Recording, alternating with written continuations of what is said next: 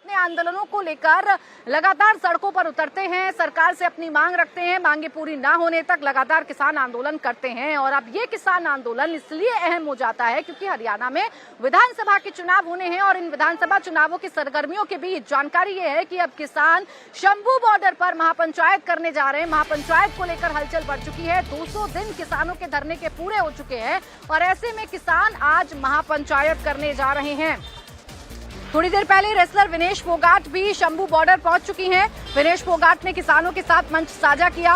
महापंचायत में विनेश फोगाट का सम्मान किया गया। विनेश फोगाट ने कहा कि सरकार को किसानों की बात सुननी चाहिए, उनकी मांगों को पूरा करना चाहिए। विनेश फोगाट ने कहा आज किसानों को यहां बैठे 200 दिन हो गए लेकिन जोश पहले दिन जैसा ही है। तो अब किसानों का आंदोलन रफ्तार पकड़ेगा क्या हरियाणा विधानसभा चुनावों पर किसान आंदोलन का कोई असर पड़ेगा? क्या मुश्किलें बीजेपी की बढ़ सकती हैं? क्या रणनीति आगे शंभू बॉर्डर से किसान अपनाएंगे? इस पर सभी की निगाहें बनी हुई हैं। अगर ये हमें खाना ना दे तो हम भी नहीं कम्पीट कर पाते हैं। तो बस लाचारी महसूस होती है कई बार कि हम कुछ कर नहीं पाते हैं। हम देश को रिप्रेजेंट करते इतने बड़े बड़े लेवल पे, लेकिन अपने परिवार को दुखी देख के हम कुछ कर नहीं पाते हैं। तो बस सरकार से यही निवेदन है कि सुनना चाहिए। जैसे आपने पिछली बार अपनी गलती मानी थी, आपने माना था कि कुछ गलत हुआ है, उसके बाद आपने जो वादे किए थे वो पूरे करने चाहिए। और ऐसे मतलब हमारा देश ऐसे उन्नति नहीं करेगा अगर हमारे अपने लोग ऐसे सड़कों पे बैठे रहेंगे, तो देश को भी नुकसान होता है इस चीज से। 200 दिन हो गए हैं अभी भी बैठे हैं, लेकिन हौसला देख के मुझे ऐसे लग रहा है कि हौसला झुका तो है ना।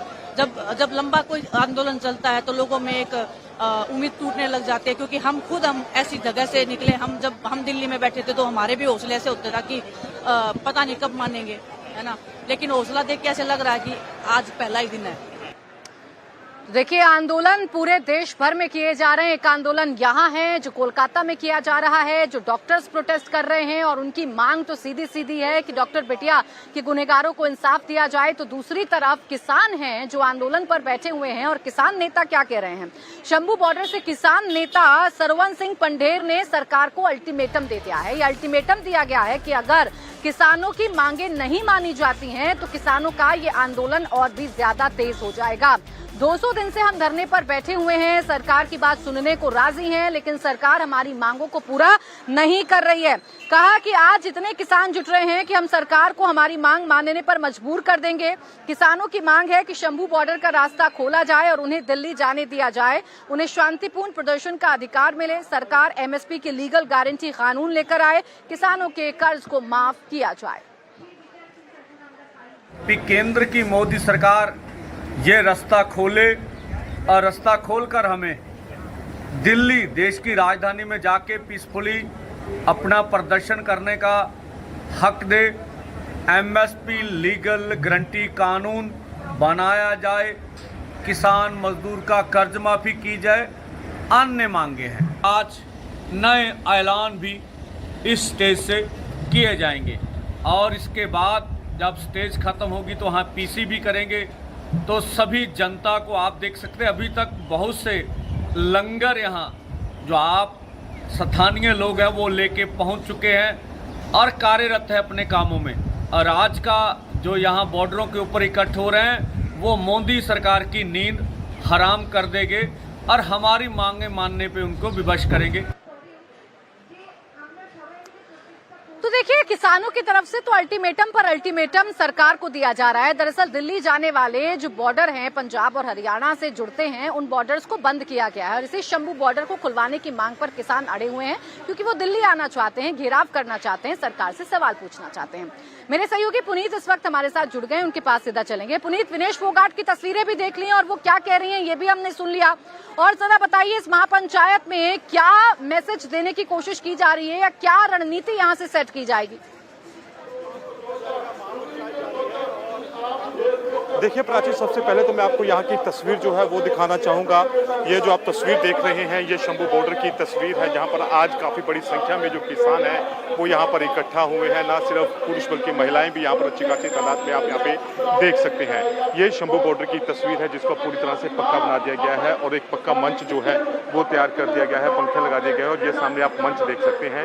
ये शंभू बॉर्डर का मंच है जहाँ पे तमाम किसान जो नेता हैं वो यहाँ पर भाषण कर रहे हैं और उसके बाद यहाँ पर महापंचायत में आगे की रणनीति पर फैसला जो है वो किया जाएगा, ये किसानों का कहना है। और बड़ी संख्या में लोग यहाँ पर पहुंचे हुए हैं और थोड़ी देर पहले विनेश फोगाट भी यहाँ पर पहुंची थी।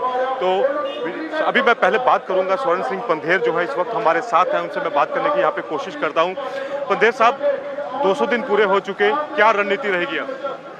आज देखिए 200 दिन पूरे हुए हैं, ये बहुत बड़ी बात है। इन 200 दिनों में हमारे ऊपर सरकार की ओर से भी प्रहार हुए, 433 किसान जख्मी, एक शहीद हुआ, हमारा रास्ता ब्लॉक किया और पूरी तरह भाजपा इतनी बड़ी जमात है आरएस, पूरी तरह शब्दी हमले, खालिस्तान का अटैक। कंगना रनौत जी गालियां देती, बहुत से उनके एमपी से इनको बाहर से फंड आता है, ये है वो है। पर देखिए हम लोग पुरअमन ढंग से, यहाँ लाखों लोग हैं, कोई लॉ एंड ऑर्डर का मसला लगता है आपको? इसके अलावा यहाँ पर धूप हो, गर्मी हो, सर्दी हो, पीसफुली बैठे, ये बहुत बड़ी उपलब्धि है। 200 दिन हमने पूरे किए। हम सरकार को कहना चाहते हैं, माननीय प्रधानमंत्री जी को, अगर हमने 200 दिन भी निकाल लिए, 700 दिन भी निकल जाएंगे। आप हमारी हरियाणा में चुनाव भी है, लगता है कि इसका सीधा असर पड़ेगा?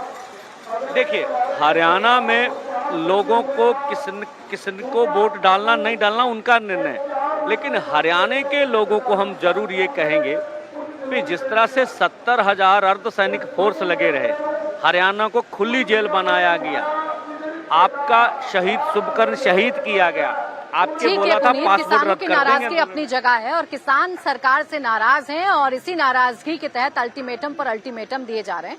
किसान सीधा सीधा कह रहे हैं 200 दिन बैठ सकते हैं तो हम 700 दिन भी बैठ सकते हैं। शुक्रिया आपका पुनीत तमाम जानकारी के लिए। तो